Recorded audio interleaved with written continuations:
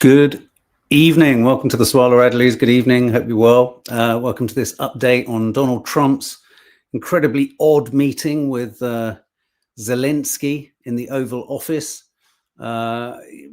Relatively uneventful compared to the kind of fisticuffs that broke out earlier in the year, but we figured we should update. It really was an opportunity for Donald Trump to, poor old Donald Trump. I mean, bless him. He just feels so misunderstood. He feels so unappreciated. He feels so unfairly treated by all the world's press.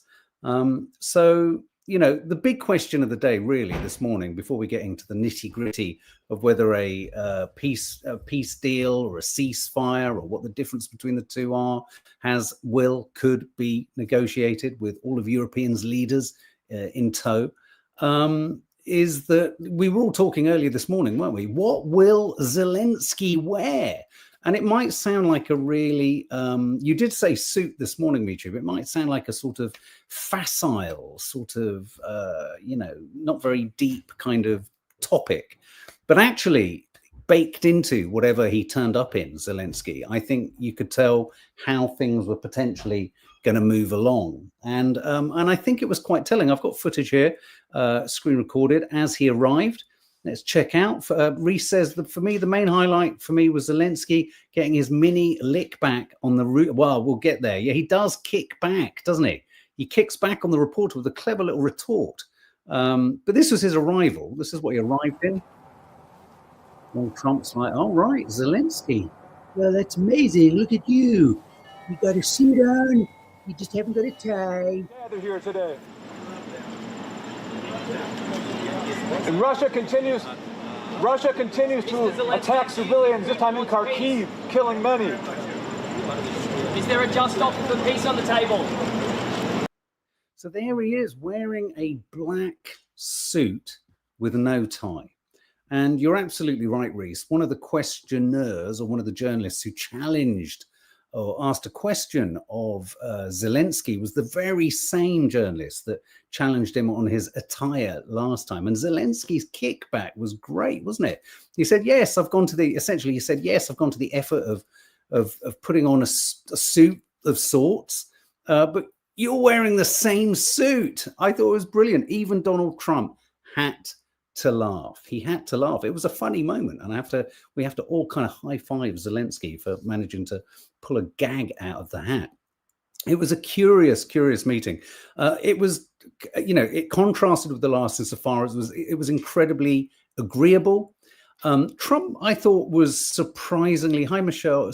Trump was surprisingly, smart shirt under a jacket, not a suit. I think you're right. It was very hard to actually define what it was. There was a black shirt under a black jacket. I know what you mean. Suit doesn't sound right, but it was completely contrasting with the last time they met. And I thought Trump was surprisingly non-specific and diplomatic in the language that he was using. He was very, you know, he usually kind of makes a great big gaffe or can't help but go lunging for something. And I felt him treading surprisingly carefully for him. Did anyone else feel that? Bubbles and Chalky says you felt Zelensky was biting his tongue a lot. I felt Trump was kind of, you know, biting his tongue a bit, but letting rip on things like mail ballots and the world's press. I mean, here's a moment that's been subclipped on Instagram, which I'll just show you. This is Trump feeling a little bit sorry for himself. They don't even write about that. No matter what I do, no matter what, and you know, this is not anything to do with you. It's probably to your advantage in a certain way, but no matter what I do, no matter what deal I make, from my standpoint, you'll come out good. Maybe President Putin will come out good, but they'll say Trump was absolutely horrible. It's just that, and I've lived with that for a long time. I've lived with it since just before the first election. I used to get great publicity. Oh. Now I get the worst publicity anyone's ever gotten in office, but I won in a landslide, so that people understand. They're the only ones that count, ultimately. Oh, Bubbins. Oh, Bubbins. No one appreciates him. I mean, no one appreciates him. He really feels unappreciated, doesn't he? I mean, his list of wars and conflicts that he's resolved and solved, I think, is longer than the number of wars and conflicts that there've been on the planet. At one point, he said, "I've even solved the 35-year one." Then he said there was a 12-year one. And it all started to go a bit kind of pear-shaped. So let me just run you through some of the main moments and share with me, if any of you were watching the live feed, it was all about him, Dragon Lady. You're absolutely right. All about him. Zelensky thanked Trump for his efforts to stop the war. He thanked Melania Trump. There was an odd moment right at the beginning of their exchange where Zelensky pulled out an A4 envelope and said, "This is not for you," which that for me was the only wrong move, really. You don't ever give Donald Trump something that he takes in his hands and then say it's not for him, because then Donald Trump actually said, "Oh, I wish it was for me." I mean, he's such a fucking toddler. He's such a baby. So he was given a letter that was for Melania from Zelensky in response to Melania's letter to Putin about the children that have been abducted from Ukraine, for which Putin is wanted as a war criminal by the ICJ.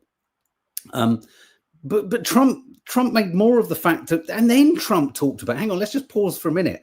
I haven't had time to kind of cut the clips down, but I've got the clips. And then there was a moment where Trump talked about how Melania loves her son. And he talked about the son as if it was her son, not their son. And he talked about how she loves her son possibly more than she loves him. So he was feeling sorry for himself about the world's press, feeling sorry for himself about the fact that it's Biden's war that he can't solve. And he's even feeling sorry for himself that the letter wasn't for him and that Melania loves her son more than him. I mean, you couldn't make the show. I mean, this really, if there was a headline for this meeting, Zelensky just sat there, just solid. I mean, he is always solid, isn't he, Zelensky? And Trump just completely just went on and on and on about how he's misunderstood. Poor me, poor me, poor me. So yeah, he gave him a letter, asked who's expected to end the war, Putin or Zelensky. Trump said if everything works out today, we'll have a trilateral meeting. In terms of real news, we'll know if anything productive has happened today if, when Trump phones Putin, and he is phoning Putin in about an hour and a half, a trilateral meeting is agreed. If there's no trilateral meeting, nothing's been agreed. Asked if today's meeting was the end of the road for American support for Ukraine, Trump said, "I can never say that. It's never the end of the road. People are being killed and we want to stop that." He went to great lengths to talk about how he wants to stop people dying. There was also a moment, did anyone else catch this moment, when one of the journalists asked Zelensky, would he have or would he stage elections? And Zelensky said, obviously we can conduct legal elections when we're not in an active state of war.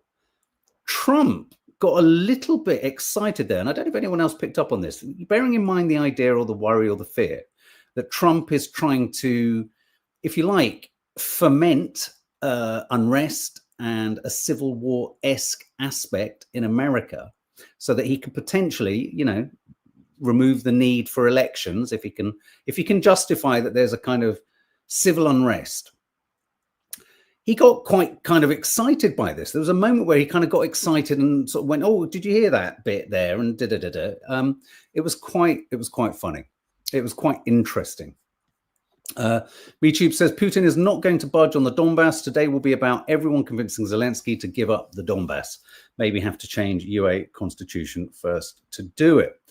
Rachel Thomas says, Trump looks terrible. His eyes look really swollen. Maybe he's been losing sleep, or maybe he was crying. I mean, he's talking like a toddler. I mean, maybe he was just, nobody loves me, nobody likes me. Zelensky giving Trump ideas. That's kind of what I sensed, yeah. Asked if he's prepared to send US peacekeepers to Ukraine as part of a peace deal, Trump says they're going to work with Ukraine and Russia to ensure peace is long term. US is to be involved in Ukraine's security, says Trump. This is about security guarantees. He said, when it comes to security, there's going to be a lot of help. They're the first line of defense because they're there, Europe, but we're going to help them out also. We'll be involved. We need to kind of analyze that a little bit. Trump then went on to say he'd ended 6 wars and says he thought this would be the easiest one, but actually it's a tough one. Then there was the exchange between the reporter and Zelensky about his clothes. Zelensky kicked back with a really neat kind of comeback. Lives are playing up. Tried watching 3. This is okay. Yeah, no, I noticed there was a lot of buffering on YouTube earlier today. Maybe someone's kind of got their hands on the tiller. Can we ever believe a word Trump says? Asks Nora Doyle. Not really. Karen Edwards. Oh, I don't know what you're talking about. Sorry, Elaine. NATO-esque, but not NATO. I'm sure Putin will be fooled. Not. Yeah, this is about security guarantees. What do you think that will happen? USA government loves sticking their nose in. Don't really know which part of what we're talking about you're referring to there. Sorry. Going off topic, Trump claims then talked about mail-in ballots being corrupt, how he wants to end them. Trump said he spoke to Putin indirectly and said he will speak to him again after the meetings today. He then said, we will give them very good protection, Trump says, of Ukraine. We will give them good protection, good security. That's part of it. So, I mean, there is the prospect here, potentially, of some kind of security guarantees. But I can't believe in any way, shape or form Russia will accept this. I mean, what do we think is going to actually happen? I mean, it was a very agreeable chat. I think you're right, MeTube. I think the emphasis is going to be on Europe kind of insisting to Zelensky that he sacrificed, basically, the Donbass and Donetsk and all that. If Zelensky says that, I mean, I've just got a feeling that Trump might just get to a point where he just goes, well, look, I've tried all I can. And he can do this. He could just say, I've tried everything. It's down to Europe. So it was kind of uneventful. I think what we need to look to next is whether a trilateral meeting is agreed between Trump and Putin. If it's agreed, we're going to hear about this from Trump on Truth Social tonight, because he's going to want to show off big time. He's going to be jumping up and down in his cot, banging his toys everywhere, squeaking his Fisher-Price record player, and he's just going to be phoning everyone on his Fisher-Price phone, going, fucking hell, hey. We've got a trilateral. So if you hear the word, it's a great word. It's a new word. I love this word, trilateral. Trilateral. We're going to have a trilateral chat, trilateral meeting. He loves it. It's a new word, trilateral. He wants to say it lots.